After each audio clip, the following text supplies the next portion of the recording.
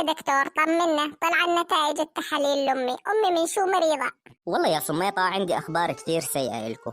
أمك معها فشل كلوي وما ظلش قدامها غير شهر أو أقل من شهر وتتوكل على الله. لا يا دكتور قولوا غير. خلص يا ابني يا سميطة لا تقعد تبكي تزيد همي همين. خلص قضاء الله وقدره هذا. بس يما خلص ولا حرف، يلا نروح على الدار. الحمد لله على السلامة يا حسنية، سمعنا انك طلعت من المستشفى اليوم.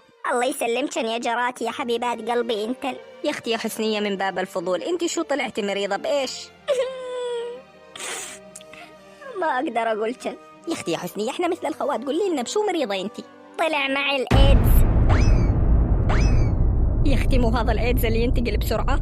يا اختي وينتقل عن طريق اللعاب، البوس، اللمس، اي شيء ينتقل من خلاله. يا اختي انا عندي اولاد ودي اربيهم، هو جوزي مات اوكي، بس يعني اولادي انا امهم دخليهم. يلا نروح. تسمحي لنا يا اختي يا حسنية ودنا نروح، اولاد قربوا يروحوا من المدرسة ودنا نطبخ لهم غدا. يلا مع السلامة. خليك نشربن قهوة. قهوتك مشروبة يا حسنية ولك، يلا نروح. يما لو ايش كذبتي على جاراتنا وقلتي انه معك الايدز وانت معكيش الايدز، كل اللي معك فشل كلوي.